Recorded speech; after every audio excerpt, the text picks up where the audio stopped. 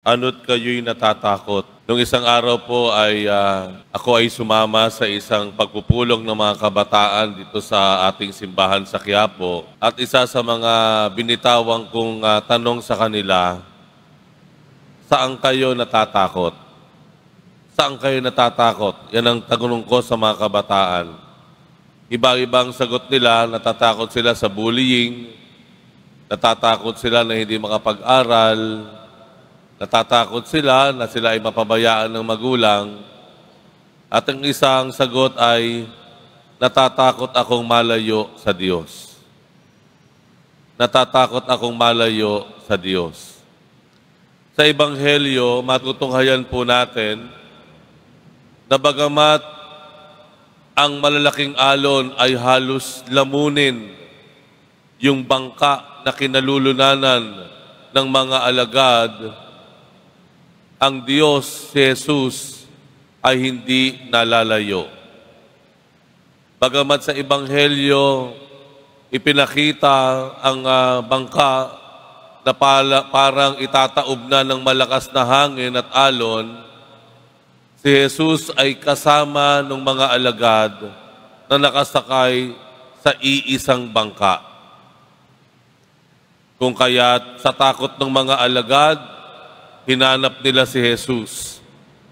At siguro, nakagugulat na detalye nitong Ebanghelyo, nung matagpuan nila si Jesus ay natutulog.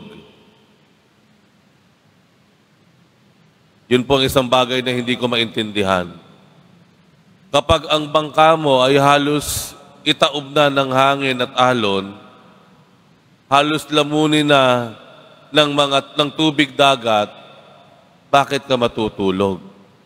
Nakakatulog ka pa ba? Pero ang sabi sa Ebanghelyo, nang matagpuan ng mga alagad si Jesus, doon sa dulo ng bangka, si Jesus ay natutulog. Ang tanong, kayo ba nakakatulog? Kapag halimbawa yung driver ng sinasakyan yung jeep or bus or van ay napakabilis ng takbo at halos ito ay gumigilid sa daan o sa bangin? Hindi po ba? Nakakatulog ba kayo kapag yung sasakyan ninyo ay ang takbo ay napakabilis, ang driver ay napaka-reckless? Nakakatulog ba kayo doon? Siguradong hindi.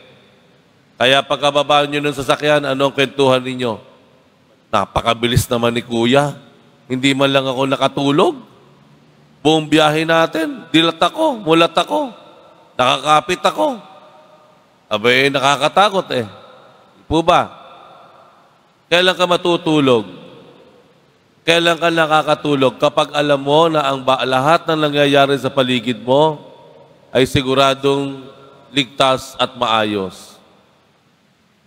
Ang Panginoon natutulog dahil nais niyang ipakita na bagamat ganito ang nakikita ng mga alagad, ang lahat ay magiging ligtas at maayos. Ipinapakita ng Panginoon sa atin na bagamat ang buhay natin o ang bangka ng buhay natin ay halos itaob na tayo sa dami ng problema, kapag ang ating buhay ay parang nilulukuban na ng kabi-kabilang mga suliranin, kapag ang buhay po natin ay parang bibigay na, ipinapakita ng Panginoon sa atin na huwag kang mag-alala dahil ang lahat ay magiging maayos at ligtas. Baunin po natin sa misang ito ang kasiguruhan na ibinibigay ng Panginoon sa atin. Opo, lahat tayo may problema. Lahat tayo mayroon dinadaanan. Meron lahat tayong pinangangambahan, kinatatakutan. Pero ang pagtulog ng Panginoon sa gitna ng lahat ng mga ito ay nagsasabi sa atin, ang lahat ay magiging maayos, ang lahat ay magiging ligtas.